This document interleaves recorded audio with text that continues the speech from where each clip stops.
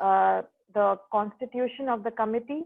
And as we see that section 4 is the one which talks about the constitution of the committee. As soon as a company hits, and as soon as an establishment hits 10 or more employees, the requirement to set up an IC, to constitute an IC kicks in. And this constitution has to be done, as we know, by way of an order in writing. Every employer has to prepare like a chart, which has to be put up at a conspicuous place in the organization, where the names of the IC members are declared, and a board resolution is passed internally appointing these members as the internal committee members.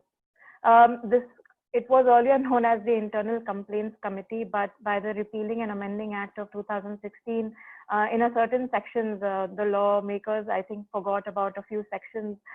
So they only mentioned a few sections, but it has been renamed Internal Committee. However, a lot of organizations are still calling it Internal Complaints Committee or Internal Committee, as we would like to be comfortable with. What or who is this internal committee? Let's understand that first, and then go into the composition as to what, who are they comprised of. So it is an inquiry body. It inquires and investigates. It's the first point of investigation of any complaint of sexual harassment which comes up in the organization. It inquires within a prescribed timeline, from the period when the complaint comes in to the period of sending it, forwarding it to the respondent, to the period of completing the investigation and also preparing the inquiry report. It is the final authority on the decision because it is the one who is doing the investigation. They may be called as recommendations, but those are the recommendations which have to be implemented by the employer, because the employer is not the one sitting on the investigation, so they completely and solely rely upon the investigative powers and the investigative authority of the internal committee.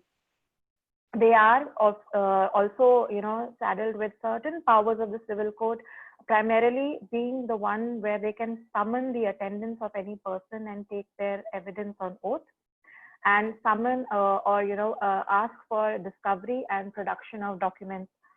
These powers have been given under the law for their smooth process, to ensure that they do not hit any roadblocks when they are trying to call any person who will try to deny their authority, that you have no authority to call me, or try to somewhat circumvent the summons if they have been called as a witness, if they have been called as a respondent. Also, a lot of evidence, a lot of these cases, they happen behind closed doors, or they happen in complexes where, or at nighttime, or anywhere else where CCTV cameras would be a primary source of evidence. So these are the powers that they have for getting evidence on board. And last but not the least, but they work as per the principles of natural justice. In our previous webinars, we have discovered, and this is not a straitjacket formula, and we have identified certain case laws where we have seen to what extent does the principles of natural justice goes in these, the IC proceedings. A couple of them would be to do cross-examination properly. Nobody can be a judge in their own cause. Everybody has the opportunity to be heard properly before an answer is given. The order of the IC has to be a speaking order. A couple of these things are the principles as per which the IC functions.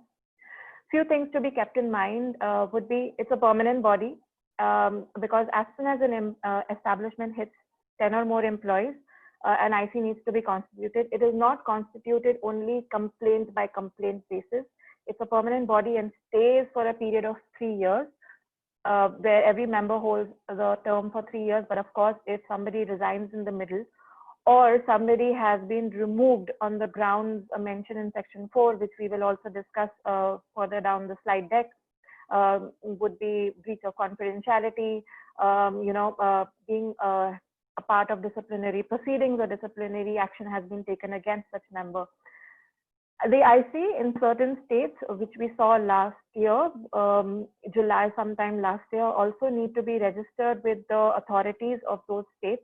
Specifically, we saw notifications coming up by Telangana and Maharashtra state governments, where indirectly, I think they wanted to see if the companies were complying with this law. So they said that, okay, register your IC, else suffer a penalty of 50,000 rupees, which is the penalty, in fact, any company suffers if they do not comply with the law. So these are the few things that we need to bear in mind when we think about constitution of the IC. Moving on, the primary question that comes to anybody's mind is that I have 3 offices, one in Bombay, one in Delhi, one in Bangalore. Do I need to constitute separate IC at every place? Yes, every city, wherever the company is located and has a separate office, needs to constitute a separate committee. However, there may be times where say for instance, the office in Delhi does not have 10, employees. So technically the Delhi office strictly does not need to have an IC in place. The Bombay and the Bangalore do if they have 10 or more employees.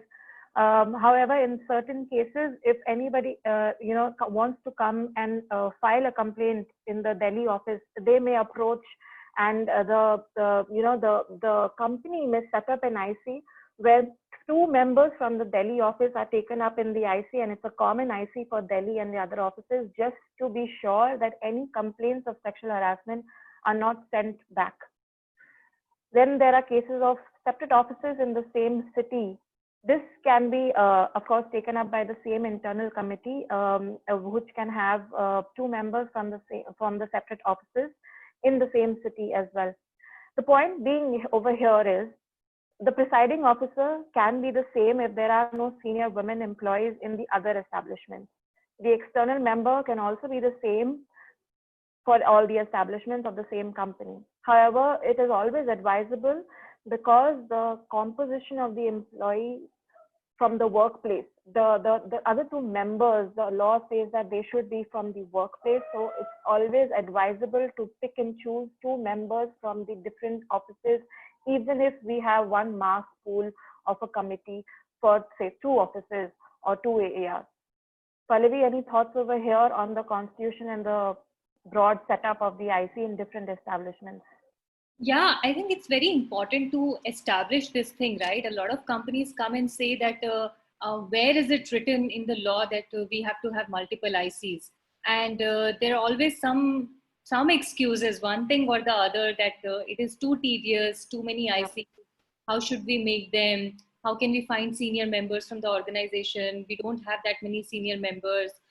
Is there any penalty? Is there any case law around it? Have there been any violation that have been recorded?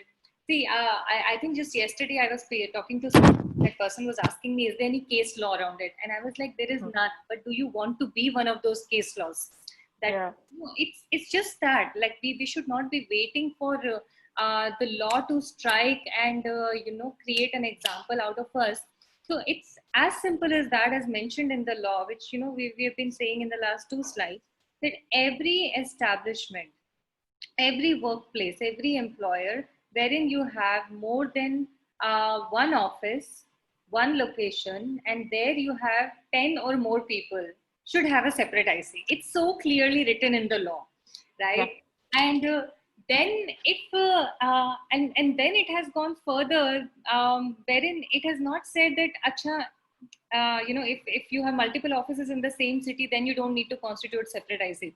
If you have multiple offices in the same state, then you don't need to constitute.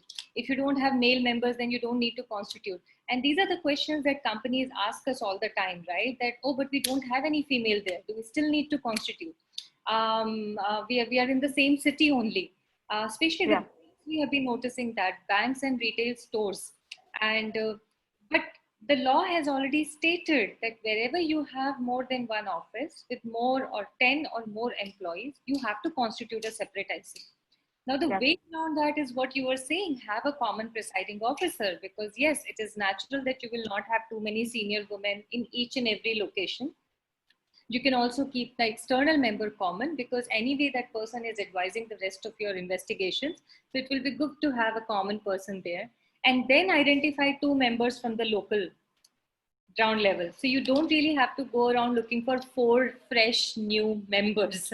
You have to look for those members only, just 2 members that you have to find. And in addition to that, And in addition to that, what you also need to understand is that those two members doesn't necessarily need to be women, Yes, right? Because correct, exactly. we are going into the ratio in the next few slides, huh, Suruchi? Okay. Yeah, yeah, yeah, yeah. But I think everyone, and thanks Colonel Sukori for sharing. Colonel Sukori, Kapil is saying that yes, he has been always advising their clients that you should have multiple offices and you should have multiple ICCs. And this is the kind of enforcement that we as practitioners need to do. I don't know how many of people here are from HR or how many are practitioners here, but multiple offices, 10 or more members, multiple ICs is a mandatory aspect. There is no playing around with it.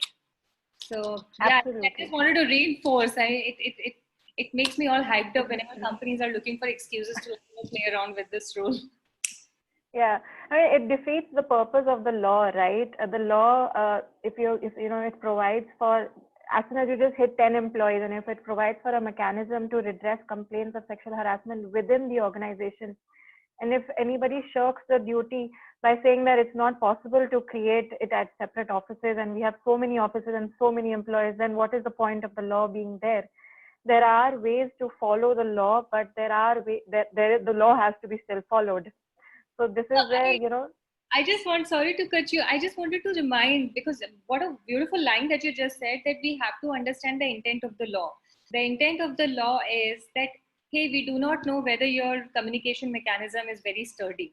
We do not know, and especially when the law was being drafted, right? The world was so disconnected. What's happening in yeah, Pune, the Chennai plant will not know, or what's happening in South Delhi, the North Delhi branch operation will not know. What's happening in the core office, in the corporate office, the expanded operations, they will not be able to keep an eye on it.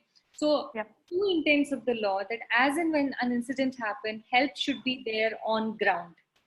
exactly. That's one. I mean, as an aggrieved woman, I should not be running around thinking that, oh, somebody somewhere in the Mumbai office or Kerala office or this office, that office is sitting, there is a team, but I've never seen them. I don't know who they are. And how am I going to like write to them? Chitti likhungi, matlab, I will Mhm. write it to them. That's one. And second is that if you are there on ground in a particular office, you have a much better understanding of what's happening in that office as part of the internal committee. You will be more in touch with the on ground situation, reality. That's why we see that if there is a corporate office, that IC has no idea what's happening in their branch offices. They have no idea. They will always still need to contact with the branch head to understand कि Correct. क्या चल रहा है. So these are the two larger intent that the law had in mind when it said. Otherwise, why? Why Yeah. would? Why would what we say in the lawyer committee also, there is a reason for certain language being there in the law. Nothing is redundant in the text, you know. How it is interpreted and how it is implemented is something that through the way of our strategies or through the way of legal advisors is done, but it's not redundant. It's not something to be just discarded and said that, okay, maybe we'll see about that. Let's set up one IC, and for other offices, even though we have more than 10 employees over there, let's see about that. So Yeah. just setting up an IC at the headquarters is not enough. If you are a large organization having multiple number of offices spread across the country, spread across the city, there are ways to ensure that IC is there at every place wherever we are present. So I think we are pretty clear on what this IC is, how it is constituted, and where all it is required to be placed. Um, can, can we quickly take this one question which is very relevant Yep. for everyone? Colonel Supori has asked that for multiple locations, let's take Pune for example, head office in Pune and one plant each in Rajangaon and Chakan. Sorry if I have not pronounced the place name correctly, which are industrial locations within 50-70 kilometers of Pune city. Would the company need separate ICs for each location? Yes. Yes. Yes, and there's no like if and then around it. It is yes. The company will need separate IC for each location. Correct. Unless the other locations do not have more than 10 employees, then the Pune IC can take up complaints of coming up from Chakan or the other location that you're talking about. But if they all have 10 employees, they all need separate ICs. Yeah. And somebody else has asked, can you have layers of IC, one of the management and others of the workers? Do we want to take this later on? I think let's take this later on. Okay, let's go. So let's move on and understand what this IC is composed of, or who all are present and who all are the ones who are hearing these complaints. Again, section 4, it talks about the constitution of the internal committee. It talks about 4 members which are required to be there. First being the presiding officer, who's a senior woman employee at the workplace, who's selected from the employees. 2 members, again selected amongst the employees, who are preferably committed to the cause of women, or who have had experience in social work, or who have legal knowledge. One of the things that it is not always there, that is why the law also, I think the law envisaged this kind of situation that say in an import-export organization, it is likely that the members may not have any such of knowledge of legal knowledge, or have had experience working for a social cause or for the cause of women, which is why one of the main duties of the employer is to continue and have regular training sessions for these IC members, so that they become aware of the laws and also have experience in handling these complaints. Yeah.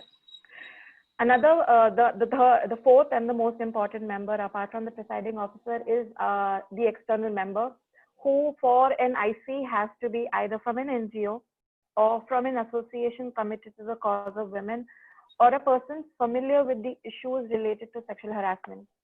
This is the basic composition, the presiding officer, 2 members, and the external member, which the law states. And half of them need to be women. But of course, there are ways to, again, play around with this composition. It is quite a tight structure which the law provides. And it does not say this is the least composition, like it does not say that these are the minimum number of members or the maximum number of members. It just says that the composition needs to be this way. However, while we have worked along with companies, we have noted that this structure of only 4 members comes up to be quite a tight structure and does not leave any room for flexibility in cases of a lot of contingencies happening, which we will discuss more going forward in the slide deck, the number of employees, the number of members which should be there in the IC, which ideally should be there in the IC. But let's start off with the first and foremost a member of the IC, which is the presiding officer. The presiding officer needs to be a women employee, who is a very senior employee, whichever could be the senior most employee or company can find in their organization. Except and if they don't, sorry, what did you say? You were saying something. I didn't hear you. Sorry. I'm saying except for the promoter and the directors and the relatives of the promoters and the directors. Correct. Exactly. It has to be an employee, and it does not, and there cannot be any relationship, remote or nearby, to the promoter. And of course, if say for instance, if the Pune, if we take the example of Colonel Sapori, there are 3 offices, and maybe the other 2 offices do not have a senior women employee, then the other, we can take the Pune-based senior employee, women employee, and nominate that as a presiding officer for the other offices or for the other locations as well. A lot of times, there is a possibility that no senior women employee could be there in the organization. In such cases, the law does allow that from any other sister concern or from any other company related to the employer, any senior women employee from that sister concern or from that workplace, from that company, can be nominated as the presiding officer, or even from other department or organization. The law stretches on to that aspect as well, which we at times have understood to mean, there haven't been any case laws regarding it, but we at times have understood to mean that ideally, if in the same industry, we are aware of another organization who has a senior women employee in that organization, we can ask that senior women employee, the presiding officer of that organization, to be also the presiding officer of this organization. The law does not say to the presiding officer that you can be presiding officer of only like 5 companies or 6 companies, just the way directors can be of only a limited number of companies. It does not prevent a presiding officer in presiding over ICs of say 10 number of companies.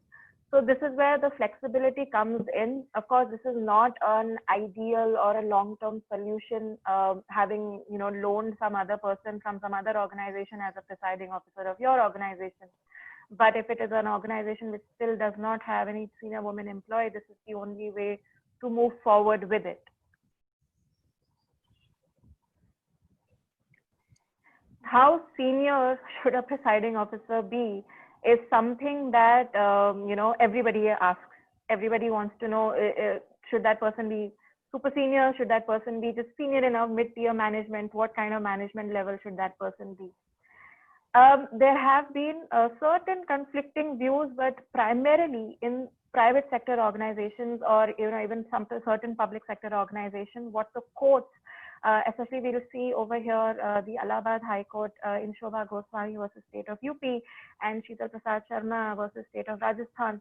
We saw the courts taking a stance that nothing. So in these cases, in fact, Shobha Goswami's case, it was the complainant who said that the presiding officer was not senior to the rank of the person against whom she complained.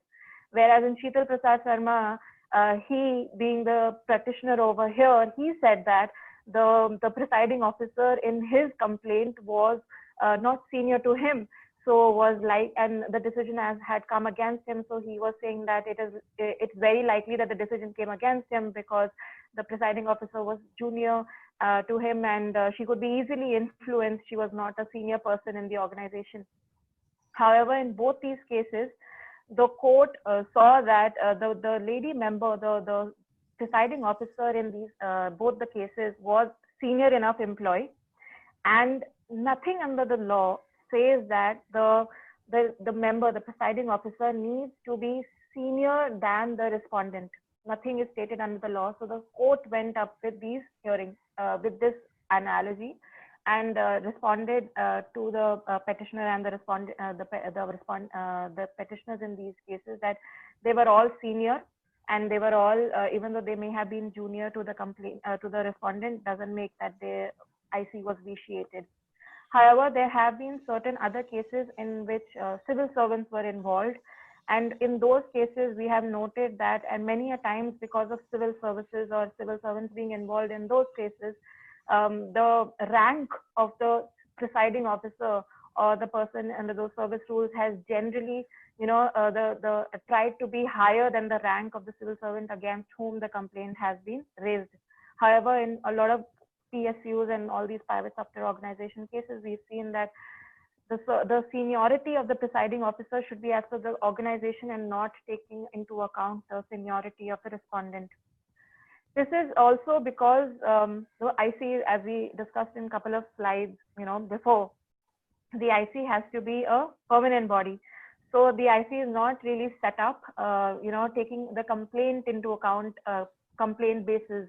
So it is likely that even if this complaint, and this is what was discussed in Sheetal Prasad Sharma, that the IC would have already been constituted, and in this case, the IC was already constituted. Every person was holding a term for 3 members, and they were already hearing a lot of complaints, and this was one of the complaints. So just for this complaint, where there is an issue raised by Sheetal Prasad, that he was senior in the rank of the woman employee who was nominated as a presiding officer, doesn't mean that the IC needs to be reconstituted as long as the women employee was senior in nature, was senior in designation. Pallavi, any thoughts over here? I also want to incorporate some of the questions regarding which we have already answered. One is, how do we determine the seniority of the presiding officer? Somebody else has also asked that, just give me a second. There are too many questions actually. Somebody has asked that, can external female employee become presiding officer? Right, and that's I think it's a very crucial one, because a lot of companies are not able to constitute, especially small teams in startups, wherein they are not able to constitute the committees They have the 10-member requirement, but they do not have any female members, senior, junior, in any capacity they don't have. So I think, Suruchi, we should address this particular one. What's your take? Yep. Yeah, sure. So, taking the first question of the seniority, of understanding how the seniority is to be adjudged. If a woman employee, say for instance, has been working consistently for the past couple of years in the organization and has achieved a little higher tier in the management of the junior tier, the mid tier, and the senior tier in the management of the organization, any woman employee who is in the senior tier of the organization and the management capacity can be taken as a presiding officer in this situation, where the presiding officer has spent a considerable amount of time in the organization and also achieved a senior management position. That would be sufficient to designate her as the presiding officer.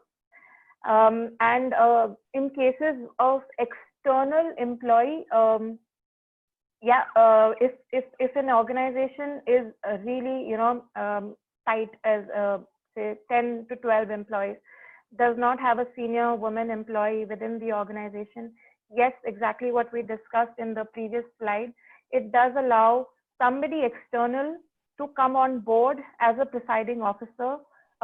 Somebody from a sister concern, if there is no sister concern, somebody from the same industry, somebody from the same somebody from an allied organization, it can be nominated as the presiding officer. Because as long as the law is being complied with, there are ways to identify the seniority of the presiding officer and also identify a person from outside the organization who can be nominated as a presiding officer. Say for instance, we are running an XYZ startup. We only have 12 employees as of now, and none of them seem to be senior women employees. There is, we are a startup, probably enrolled in some employers association, if I would like to just take a very wide term, or a startup kind of a conglomerate which talks about startups. So we can identify another startup or another organization who's a little senior, little more in number, who might just have a senior woman employee who could be also the presiding officer of that startup or that organization, who has now probably been 10 years into the profession, 10 years into the industry. So we can take somebody from there as the presiding officer for our newly formed startup, which now only has 10 employees. Does that answer the question? Yeah, I think it does, Suruchi. It's very important for people to know that if you do not have a full-time female senior employee, Yep. right, woman employee, then how exactly? And the best thing will be to go back to the definition of employee in this law, and then see that, hey, you don't have full-time employee, but you may have somebody who is working as a consultant. You may have your CA who will have some women in their team. You may have a law firm who will be advising you on your matters, and they will have some senior person who can be appointed. You may have an external legal counsel who can become that. So many options out there for a company to actually be able to identify the chairperson or the presiding officer for your internal committee. And that's just, you just need to, there's not out of the box. In the box only, there are so many options to play with. Then Absolutely. you be too creative to think about that. Yep. Since he again asked about whether a company can define the senior women staff based on their age, maturity, sensitivity, years of experience, but not in higher rank as per the act. So since as Suruchi said a while ago, a company can identify, but there has to be some logic behind it. Because if you see somebody has to be more than 30 years of age or 35 years of age, but that person has not worked for that long with the specific company or has not worked for that long in the professional environment, then what do you do with that seniority?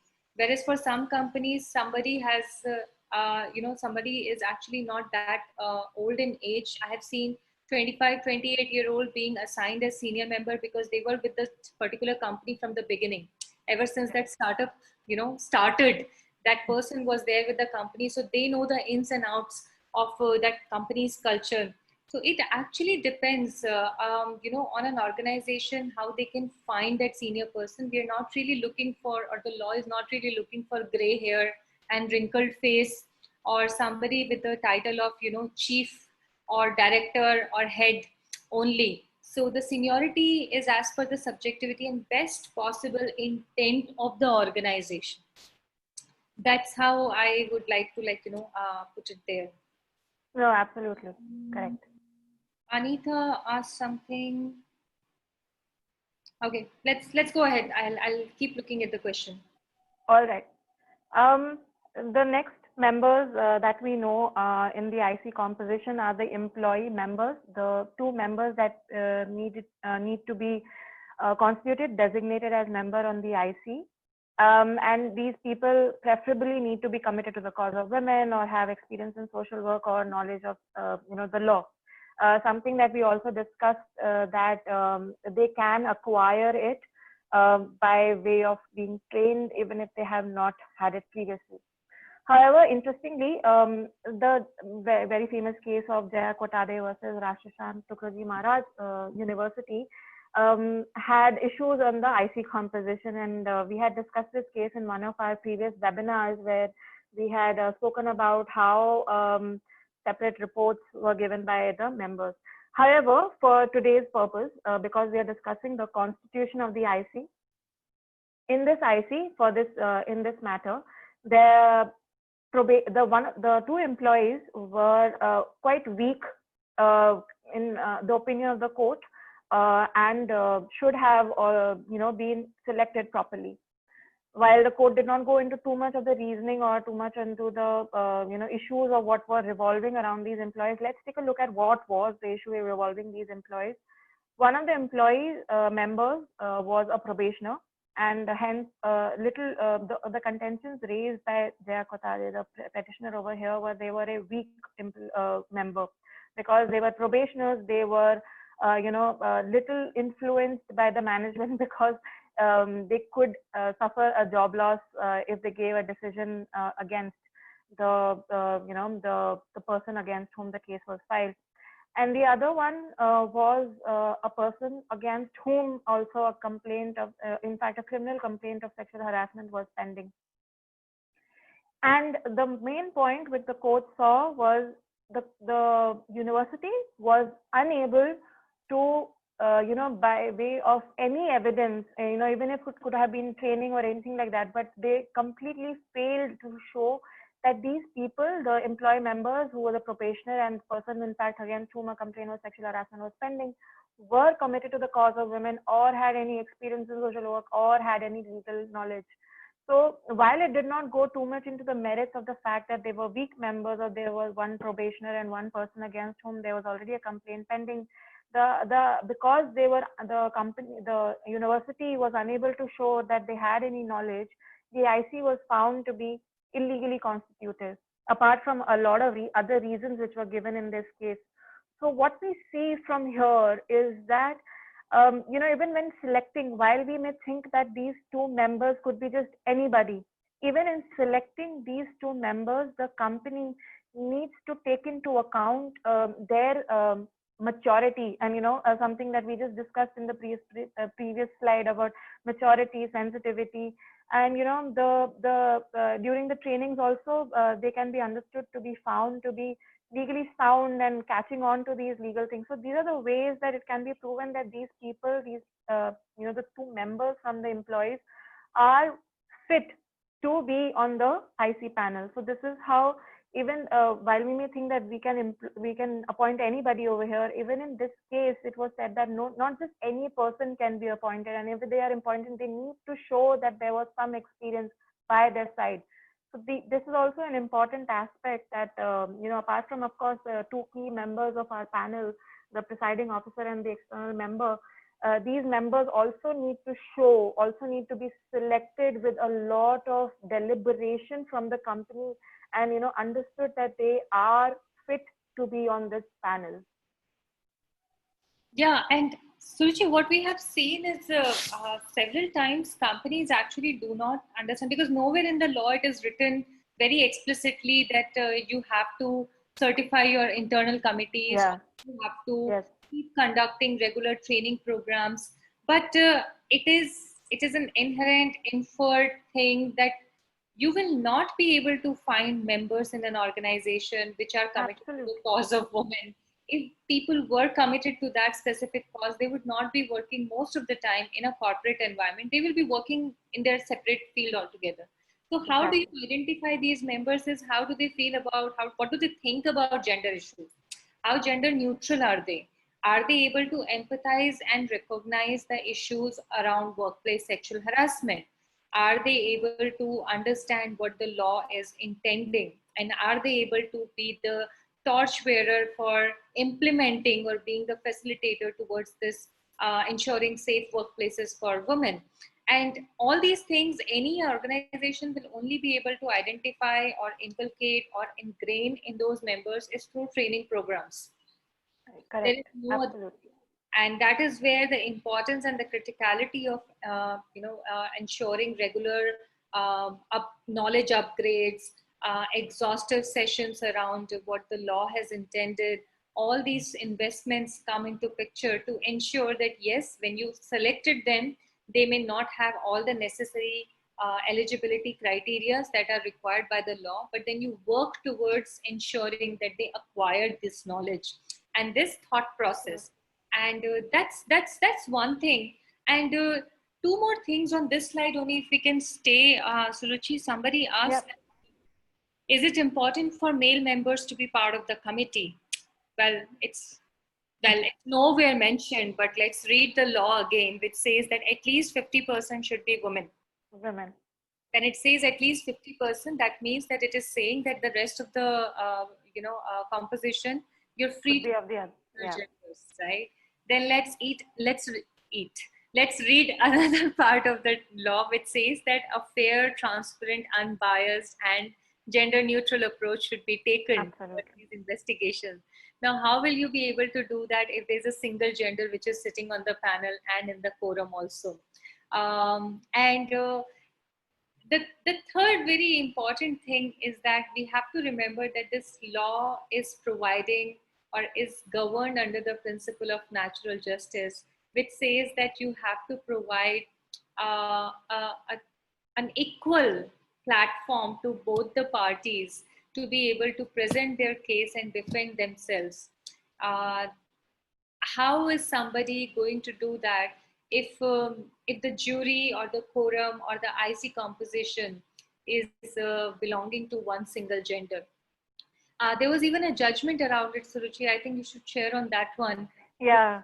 I think it was, one of the judgments that we will discuss next only, external member, which was related to the external member.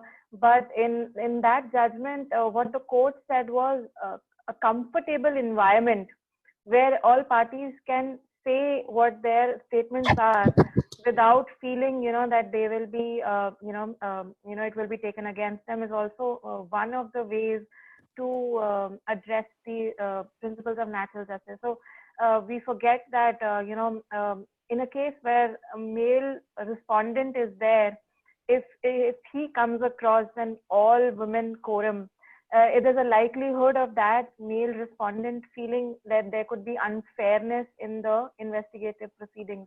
And I think we did come across a case of all women quorum, which was found to be, quite unfair, because it did not allow a male person to present their stance without feeling that there could be a likelihood of things taken against him.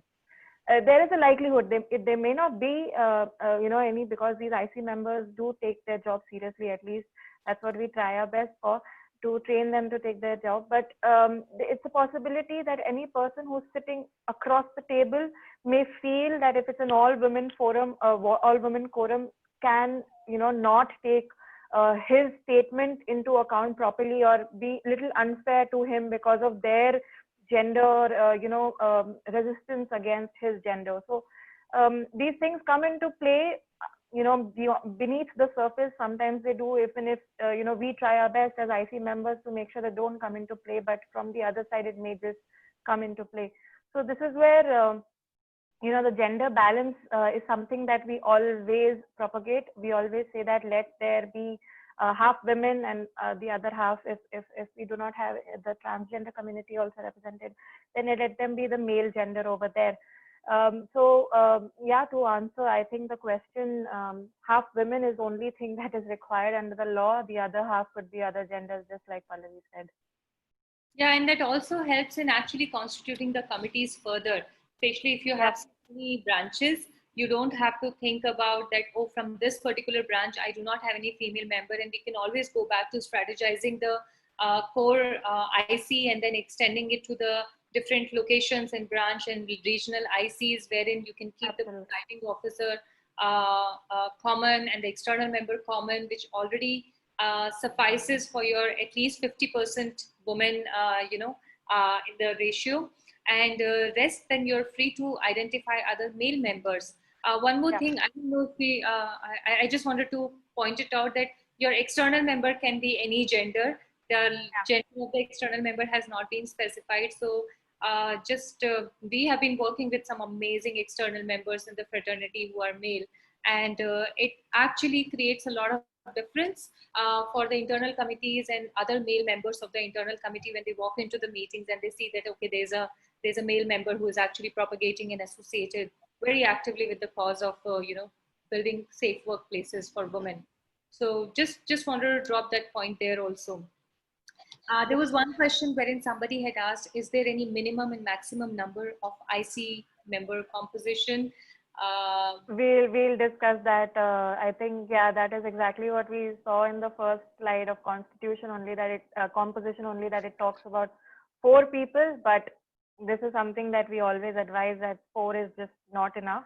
4 is just not too good for the law. So yeah, and it doesn't matter as per the size of the company. So let's take it forward. I think we will be answering anyway. Absolutely, yes.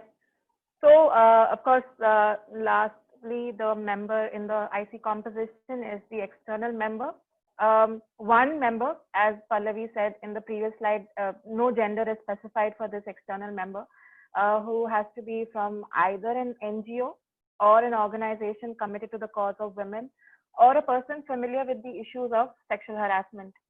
So these are the people from these organizations, any person who is committed to the cause of women also, not necessarily probably being a member of the NGO, or has dealt with a lot of cases of sexual harassment complaints in the past, is a person who can become an external member on any company's panel, IC. Let's look at 2 very good case laws which we have seen in the past, coming from Delhi High Court, as well as one very recent judgment from the Supreme Court on the issue of external member.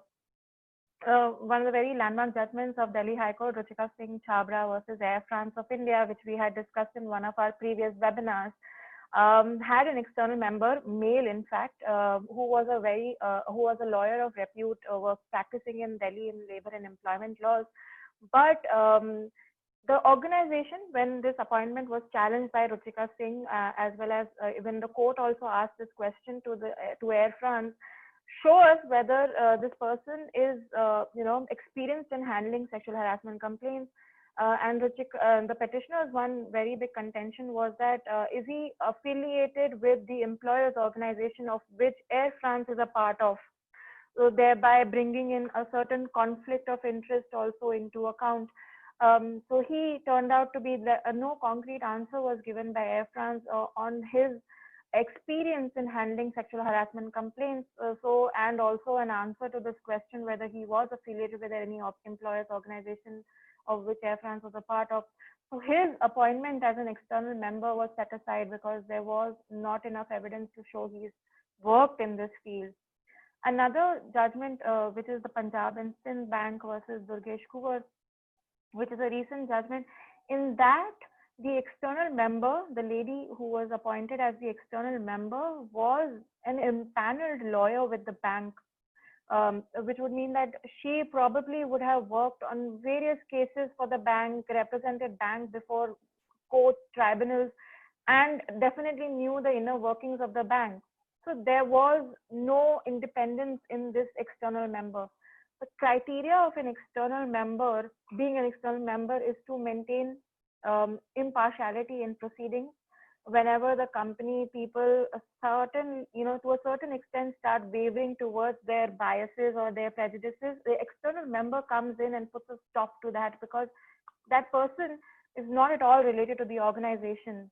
The person is completely independent. The person is just committed to the cause of women. The person is just committed to redressing complaints of sexual harassment, which is why this person is quite important in the IC panel. And any doubt on that person's independence or impartiality can be challenged. And we have seen case laws, the two in front of us right now, where people have been removed from the external members position because their independence could not be strongly proven, or their experience could not be strongly proven that they have worked in fact in these fields.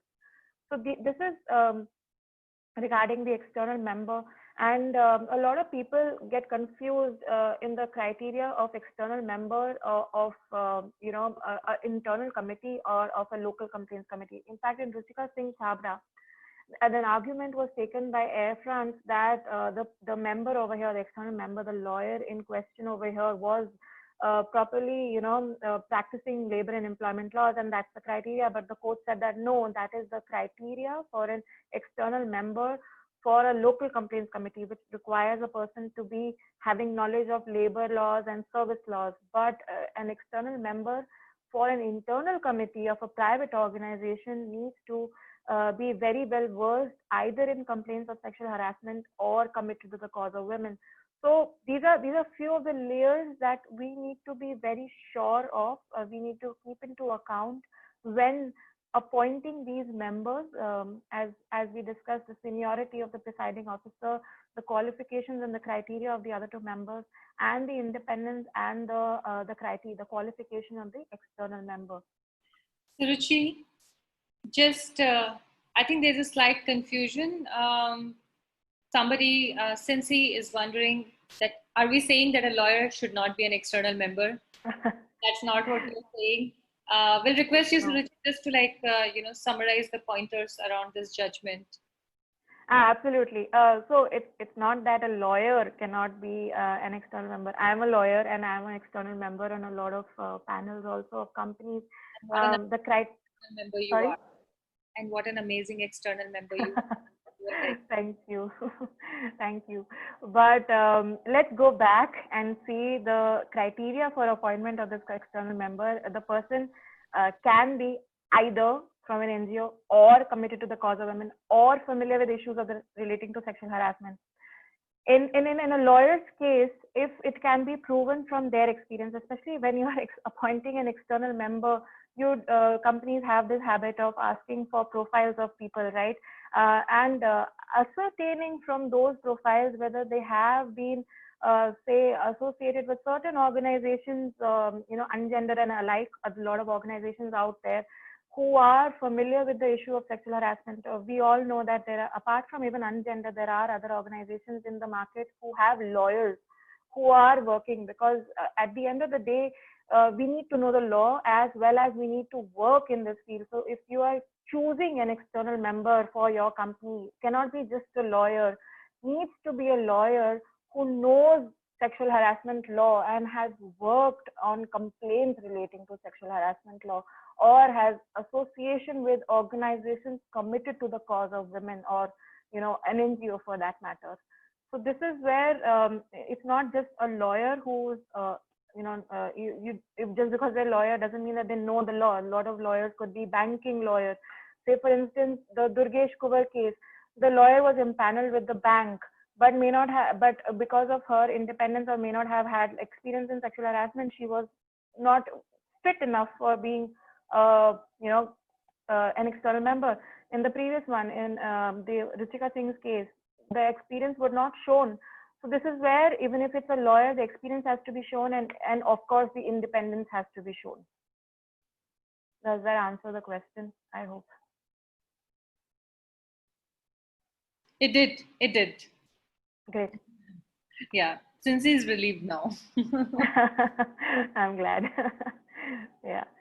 So are we taking any more questions, Pallavi, or should we move on to the last two legs of this presentation? I would suggest let's focus on completing the Got content it. I designed Yeah. for everyone, and Got it. then we will take up questions. Yeah. So just one thing before we move on to the to the two important points that we wanted to discuss. One is about, when we talk about appointment of internal committee, we cannot just ignore when they can be removed also. Just to quickly summarize, if any IC member has, breached confidentiality, which is a very important part of this law, or has been convicted of any offense, or there's an inquiry going against that person, or has been found guilty in any disciplinary proceedings, or has abused their position as a member, which will, prevent their independence or prevent their proper being on the panel properly, then in these cases, these people can be removed. And any vacancy arising can be filled by a fresh nomination by the company. So let's move on to the number of IC members and the Sorry, quorum. can you go back to the previous slide? Thank you. Yep. If any doubts on this, happy to answer any questions, although there hasn't been much of case law around it. But I think in Jaya Kotade's case, we did see that one of the members was an ongoing sexual harassment complaint was pending against them, and so they were found to be unfit for having been on the panel. So this is where we see that on these grounds, a member can be removed and should technically not continue to be on the panel. So two things, Suruchi, that I think, so one question is by Sensi, legit question, that when we talk about the term of the internal committee, which is given that it should not be more than 3 years, right? Yep. Are we looking at this term as a unit, the whole IC composition as one thing, or are we looking at individual members' term? Right. So the law is not very clear about it.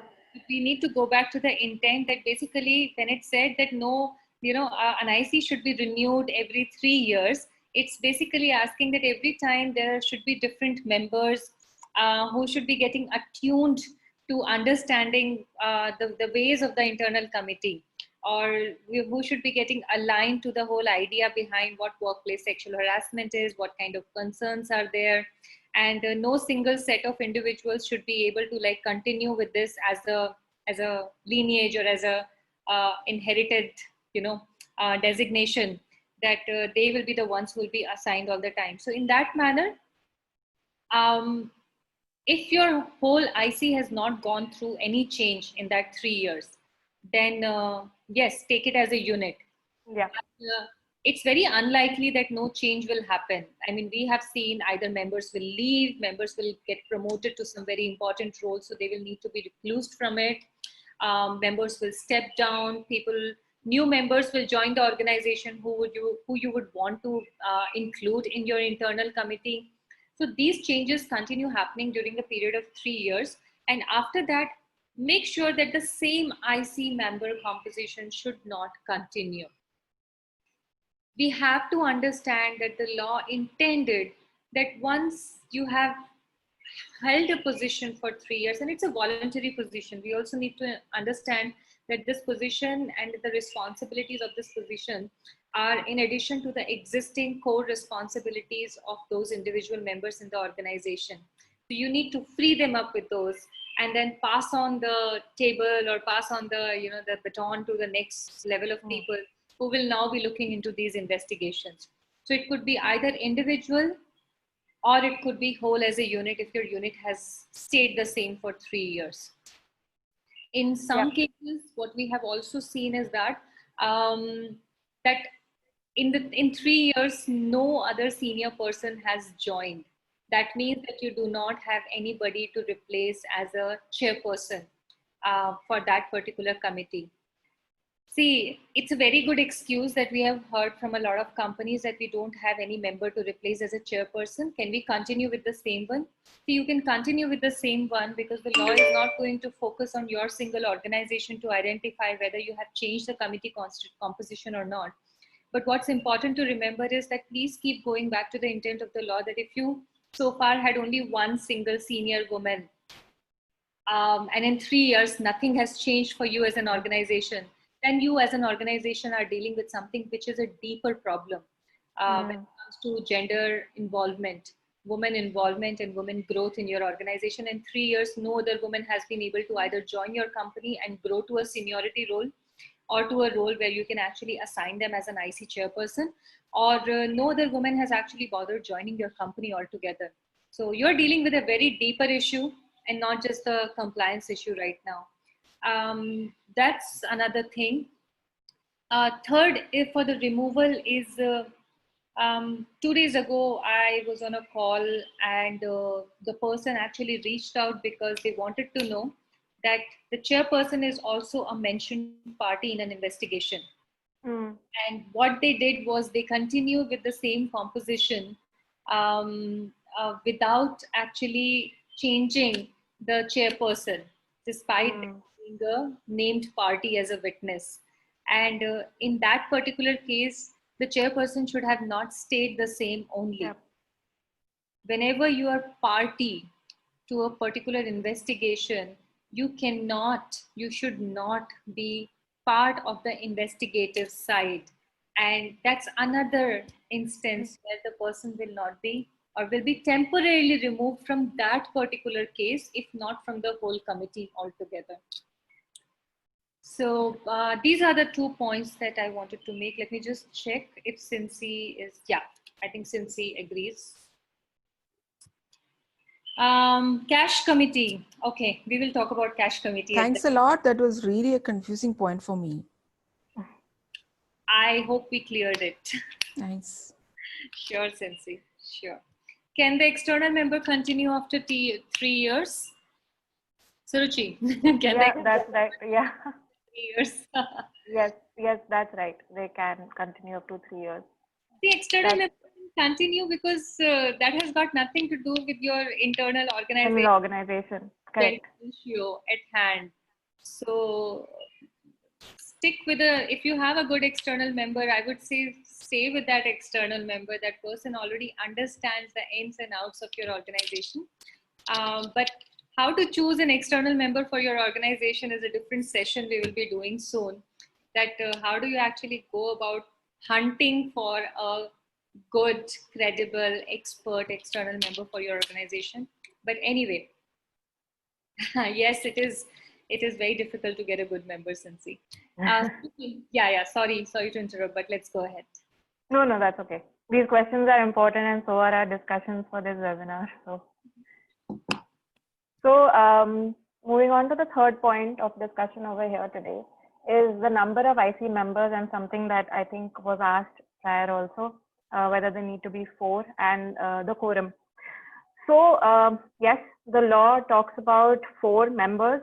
It does not say this is the maximum, or it does not say this is the minimum number. However, 4 need to be there, of course, but we have seen that having a member, a 4-member panel leads to a couple of issues where there could be of course, there's a deadlock in decision making. Then, the majority view will not hold. 2 people on one side, 2 people on the other side. How does that go about?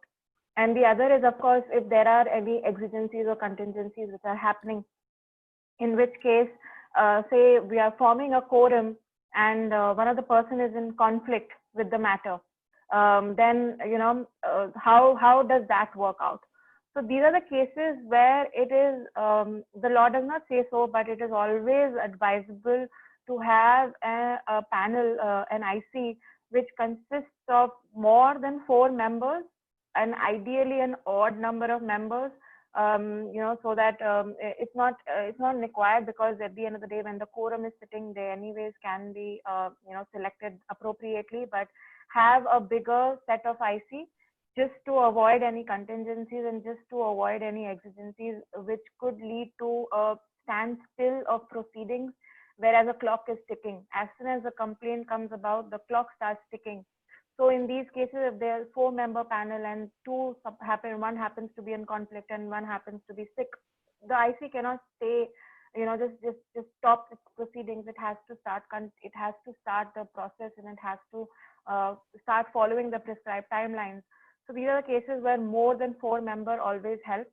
But of course, if it's a small organization, there is no chance of having more than 4 members. This is something that is a constraint on the organization. But if it's a large organization or a decently big organization, then it is advisable to go for more than 4 members.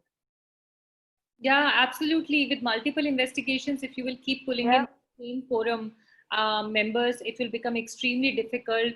And also for contingency purposes, what if a member actually has some emergency? What if a Yeah. member has some, some important project?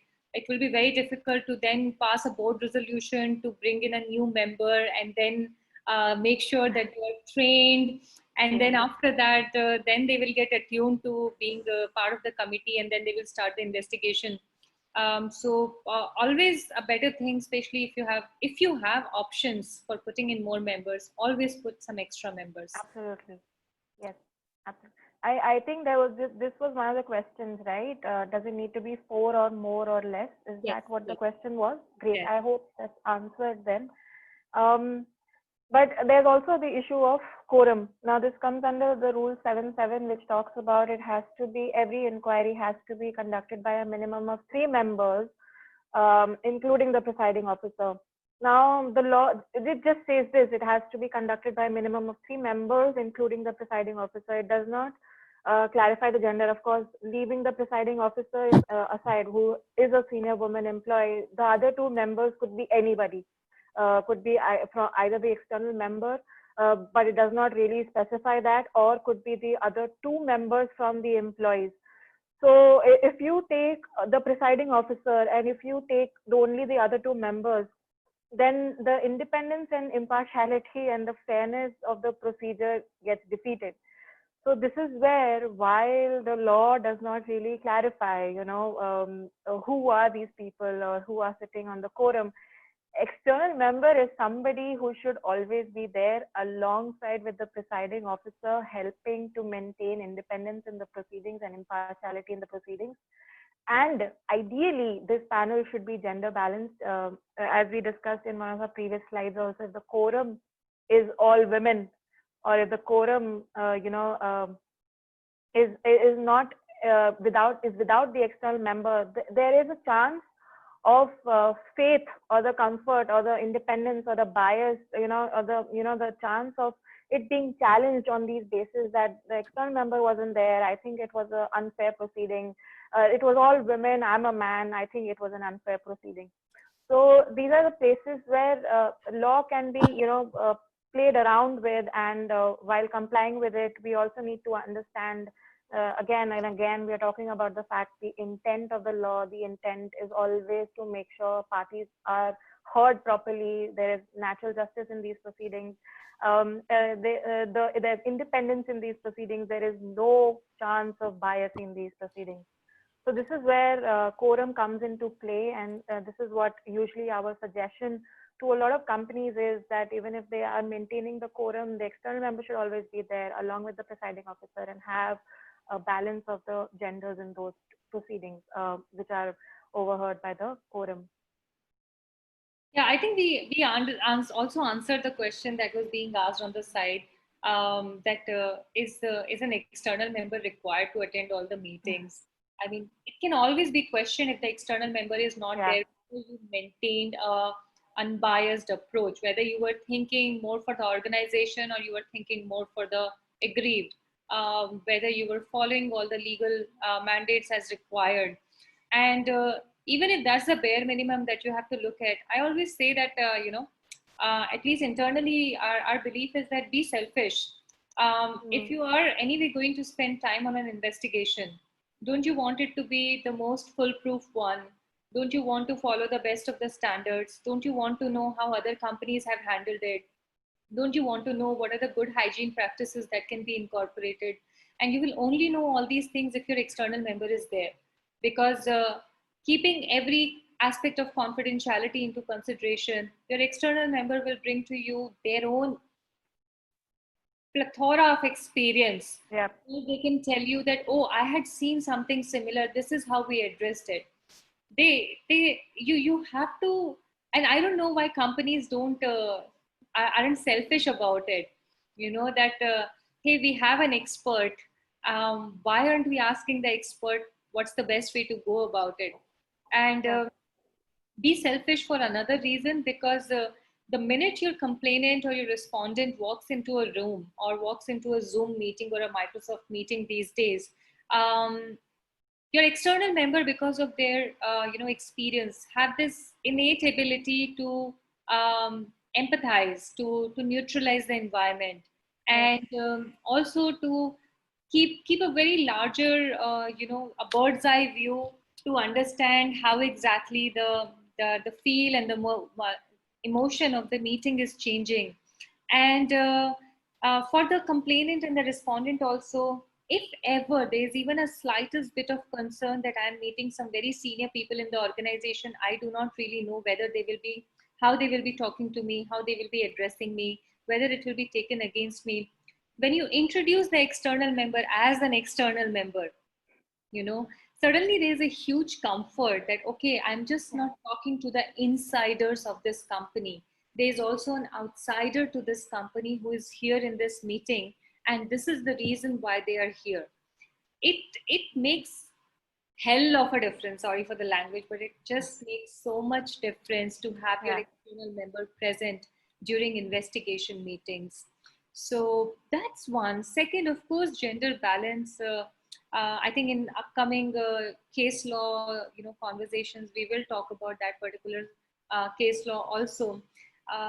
It is almost like common sense. If as a woman you cannot trust an all-male panel to be unbiased and transparent and fair and neutral, it is equally plausible that as a man, when you see an all-woman quorum sitting in front of you, you also do not trust them to be able to keep their biases and partiality aside. And that's how you need to look at it. That's it. Yep. Absolutely. And in fact, I just got reminded of Jaya Kotade's case only, something that we have again and again, because it's one of such a big judgment. In that case, it so happened that the quorum was all the 4 members. Okay, so it wasn't just 3 members, and it was all the 4 members.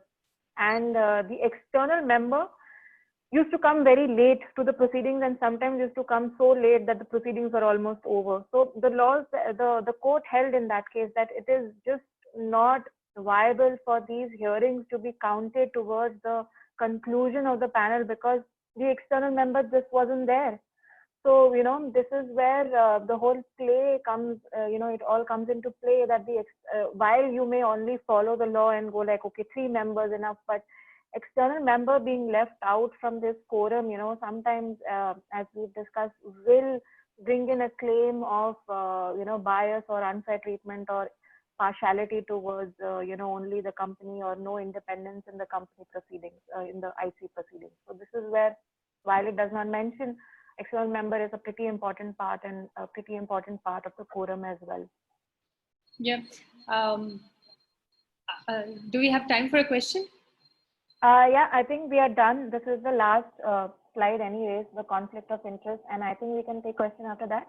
Sure. I think this question will get answered here anyway, so. All right.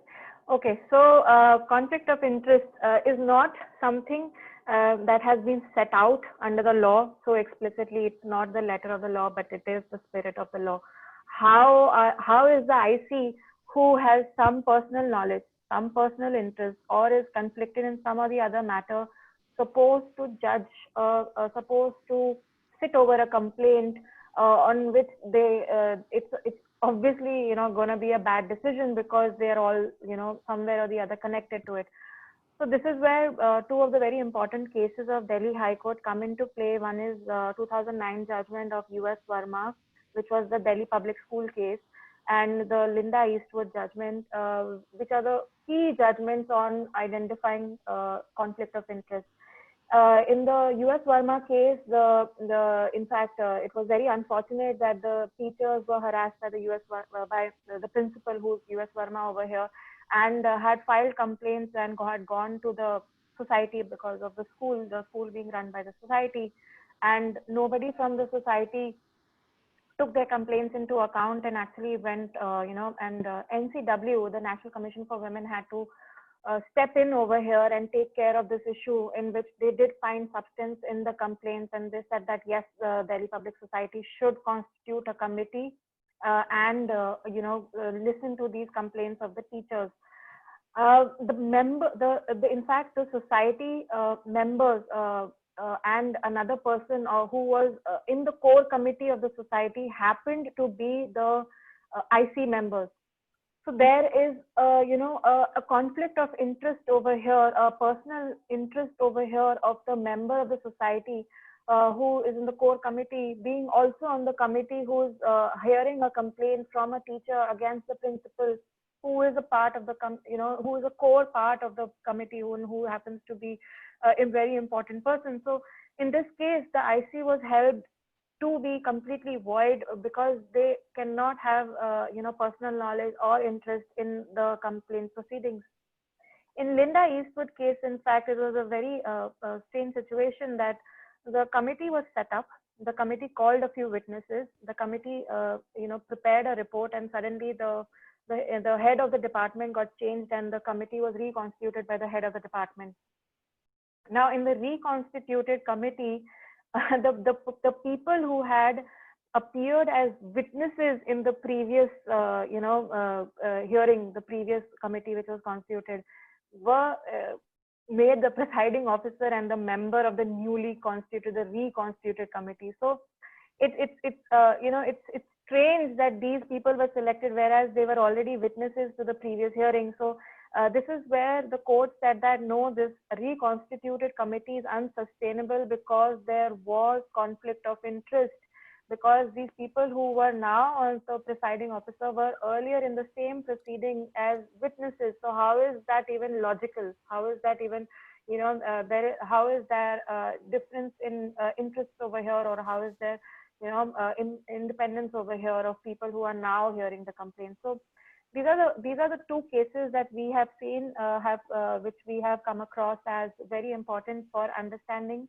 Personal knowledge or interest should not be there by any IC member in the ongoing complaint.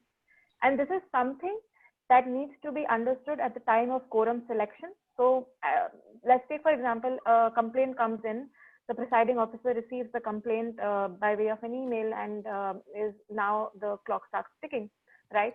So the first thing that it has to do, the presiding officer has to do, is call for a meeting and call for a quorum selection, that these people will now be taking care of the complaint. So in this case, the first thing that the presiding officer is supposed to inquire in these situations is, does any member, including the presiding officer itself, have any personal knowledge of the matter related to the parties, have any other conflict of interest which will stop them from redressing this complaint properly. So this is something that has to come out in the quorum selection stage itself, and any committee which goes ahead and does the redressal of the complaint and has found to be having personal knowledge or personal interest or conflict of interest in these cases is appreciated by courts in all circumstances. All right, I think we have come to the end of our session on composition, constitution, and other related issues relating to the IC. Pallavi, any thoughts on the previous slide or any other thing that we need to talk about intent, or should we take questions? No, I think we should take questions. All right. All right. So I just wanted to bring the question around, which is a conflict of interest related question only. Is external member a pro bono role, or do we need to pay for their services as per the law? Please pay for their services. No, even the law says pay for their services. The law says only a few $100, but that doesn't mean that. That's what I'm saying. The law was written with a different thought in mind. Correct. In a different era altogether. And please understand that your external members, if you're requiring them to do the kind of work as per, making sure that they give you the best of the advice, they bring an expertise to your discussions, they should be having your quarterly meetings and keeping you apprised with every development which is happening. Yes. They should be guiding you during the investigations. I have seen external members, including us, doing even the minutes of the meetings and documentation and inquiry report filing and annual compliance report preparation and guidance on where to submit it and when to submit it. Um, Hundreds of pages of documentation being created by your external member or being reviewed by them or being edited by them. Their presence, the time that they're putting towards making themselves available for n number of hours for any investigation and sometimes multiple investigations. To not to compensate your external member with a legit fee is it was very funny. There were a couple of companies that we reached that reached out to us, and when we asked what has been done so far, they said, oh, our external member didn't do this, didn't do that, didn't do that. Our external member didn't guide us to do this, didn't guide us to do that. And in the initial years, we sometimes used to wonder that why is this happening? And then through certain conversations, we identified that there was actually no payment which was being made towards the external member. Sorry to say this, but this is professional expertise. This is professional advisory. This should not be taken as a pro bono work, because somebody is actually investing time in building this expertise, and that is why you have hired them, and that's what should be due to them. Nobody will be able to build an expertise in an area where they're not spending sufficient time in. And if they're not spending sufficient time doing that specific thing, then they will not have time to do any other thing to make money. So it's a vicious cycle. So I always tell companies that pay your external for an expertise. So Lindsay, that's my plain and simple answer. And there's also this argument that some companies have said, but in the law it's written 200 rupees only. Well, if you're going to follow everything that is written in the law, then tell me that you're going to debate with me about that 200 rupees fee. Because that 200 rupees was only there that the external member will be present, right? And the lawmakers then left it to the organization that if you want the external member not just to be physically present, but to be present with their expertise, with their knowledge, with their guidance, then you yourself will know as an organization what is the worth of that expertise, and you will identify that. So I will let that answer to. Can I come in? That. Yeah, sure, Cincy, you can. Cincy. Yeah, it's so distinction is there. I mean, suppose we engage them as just a member and a normal meeting and guidance on how to go about it. In our organization, we also see IC as guiding us through engaging with us ideas and strategies to do preventive mechanism, because my high dream is that no complaints comes. So so that's the also what we expect from IC as a team. Right. So external member will come in with her or his expertise to guide us, give us inputs. That's okay. But if we are taking anything extra, like proceeding on some complaints or investigation process or writing the policy or something like that, I think that need to be paid separately, as you need to consider the person as a professional, as anybody that you would consider as a consultant, right? Is that what you mean? That's exactly what I mean. That's exactly what I mean, Cincy. We have to find that distinction. In a lot of organizations, the cost component, maybe we should take it up in one of the other sessions, Suruchi. The cost component is, if you just want somebody to be empaneled, that means that person's name is there on your board resolution.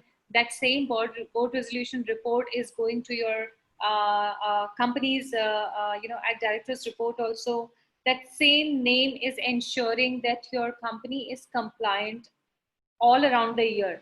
There has to be some nominal fee towards that also, because that person is associating their name with the organization. Now, for some companies, when they choose just to take the name, but they choose not to do any of the other compliance aspects, if and when any case or any non-compliance consequence will be levied on that organization, it will always be highlighted that who was the external member. And at that point in time, that external member is actually putting a lot of credibility on question when they put their name as part of some organization, and for what, right? So that it's a balance. I'm not saying that you have to put a name and then you have to make a very high payment around it, but I also am not in favor at all when and I know that you're not saying that, I'm just saying it for the last discussion purposes, where companies, I've seen a lot of external members also using it as a practice that you can put our name for free on paper. But this is not just a piece of paper. This is your director's report which is going. This can tomorrow be called in the higher court of law. If there is a case that was not addressed properly and somebody chooses to appeal against it in the higher court, at that point in time, the court is going to ask who are your IC members, that external member's name is going to be there. And that external member can also be held accountable for the same. So when an external member agrees to put their name on the paper or the IC or the notice code and so many other things, that external member is actually putting a lot of that external member is actually putting a lot of credibility on the table, and there has to be a fine balance towards the same. Yeah, so when the external members are given, we usually give an invitation letter with clauses of confidentiality, all of that. So in that, it's okay to kind of draw certain responsibilities or roles that we are expecting from that person. Otherwise, it is just a empaneled member, right? That's how we can go about it. Yeah, but even if just as an empanelment, I hope that there is still some fee component towards that, like an annual fee and all those things. And if you don't want to discuss it here, absolutely fine. Okay, yeah. No, we don't. We are doing pro bono and both sides mutually agreed one so far. So I was just wondering, am I doing a justice to this? No, I think at our end, we are just, so for example, Ungender was never constituted as a non-for-profit because we believe that just like tax advisory and any other form of business advisory, building a safe workplace is also an advisory. It's very much a business case. And we at our end were very sure that companies have to change their thought process. So the philosophy is different, and no argument with other external members out there, to each their own. But at our end, we do this thing 24/7, 365 days a year, and there is no other alternative means of income that has been provisioned for, because we want to make sure we keep going deeper in this area. We have to make sure that our financial means are also taken care from this side only. True, and then we get to do these free webinars for everybody. That's true. Really respect that. Yeah. Thank you. I just wanted to say one question. Suruchi, there is a question about the cash committee. Maybe Kunda can, do you want to quickly address it? Or should we? I'm sorry, what is the full form of cash committee? What is it? What is cash committee? Sorry, Kunda, you can speak now. Kunda, yeah, you can switch on your mic and speak to us. What have you understood from cash committee that will help us also? Hi. Hi, this is Kundan. Sorry, I just wanted to understand. I've heard about cash committee. It's a committee against sexual harassment. Oh, okay. So I don't know, when was it formed? Maybe sometime in 2013. Has it superseded by the IC, or is it still prevalent? I'm confused about that. I mean, I don't know. Is it an organization specifically calling it a cash committee? Because if you're saying it's a committee against sexual harassment, it has some mentions in one of the government ruling of 2013. I don't remember that. What you're referring to is about the UGC's notification. It used to be for the educational institutions. Yes. Actually, we are Reach to Teach, and it's a not-for-profit organization. Just like the soft part, because the only thing in the primary corporate sector is Vishaka guidelines, Vishaka committee, and then ICC, and then ICC. But cash committee, if you say that, see, in the UGC revised guidelines for the HEIs, they have gone back to the alignment with the POSH Act. And it's no longer about the cash committee. It is the IC committee. It is internal committee only. Okay, so it was only at that point of a time when UGC has termed it as a cash committee Yeah. because of the education space. In Yes. fact, I'm just trying to revamp my IC committee in Reach to Teach. And this is where my question came from last year when I was trying to form the committee. I didn't have any senior member in the organization. So we went ahead with an external member. Now I have a senior member in my organization, staff. So can I change within a year? It's not even 3 years now. I can do it, right? Absolutely. Absolutely. Yes. No, Great. what you're working towards is actually making sure that you have the best committee in place, right? Correct. So the minute Yes. you have a member that you would want to include, please go Yep. ahead and modify it. Thank you. Thank you so very much. It was a very lovely session. And I'm thanking you. Poonam Katuria from Swati organization to share the link with me. Oh, We're glad. great. Thank you. Thank you. Thank Thanks you. so much. Bye-bye. I think Dilip has been wanting to. Yes, yes. Hi, Colonel Dilip. Can you, hi. Am I audible? Yes. Yes. Okay. So Suruchi, going back to the composition of the IC, please don't take me amiss here in this question. There's no red herring here. I'm just wearing the MD's hat, right? I'm wearing the MD, Managing Director's hat. And let me throw a situation to you. So firstly, as the MD, the MD's guidelines are, I want to ensure that, okay, going back to the same example of the head office in Pune city with plants in multiple locations in the satellite industrial townships around Pune. There are a number of them. So there is, I mentioned to Chakan and Ranjangaon. So let's assume that the finance controller of the Chakan plant is a lady, and the operations head of the Ranjangaon plant is also a lady. Now, from the point of view of, they have potential for leadership roles in future.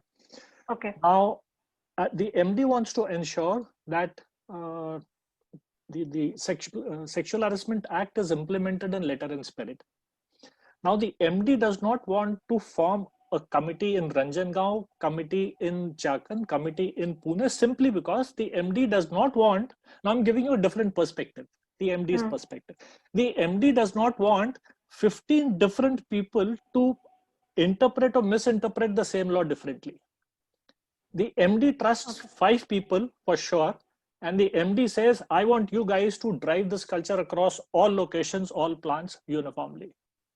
I want only one interpretation, right? So everyone gets the message loud and clear from my side, number one. Number two, the finance controller in Chakan and the operations controller in Ranjangaon, who are ladies, the MD wants to give them stretch appointments. So they challenged appointments so that they can get out of their comfort zones of their own respective functions, so that they're better groomed for a future leadership role, right? Okay. So the MD forms a committee comprising of a couple of members from Pune city head office, one member from Ranjangaon plant, one lady, another other lady from the Chakan plant as the member of the IC. So there is one IC. Now, all these satellite towns are within a radius of say 50-60 kilometers. So it's a one-day travel. You can go in the morning, come back in the evening. MD list, I know I'm trying to complicate. I'm not intentionally trying to complicate it. As I said, I'm just wearing the MD's hat, right? And I don't want to violate the law at all. But at the same time, I want to drive across a certain message to the entire organization, right? Now, because the law says that every location should have one, the MD says the IC committee will hold a monthly meeting in every location once a month in rotation.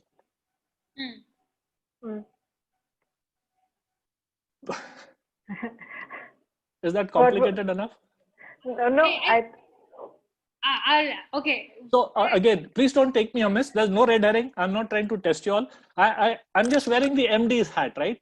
I'm very keen that only a limited number of people drive the message across uniformly, very forcefully across everywhere. Trust me, I've seen cultures change every 100 kilometers. People talk about it very proudly. This is not Pune, this is so and so location. Don't talk about the Pune culture. We have a different culture from the head office here. So I don't want that to happen. The MD wants the same culture across all the locations.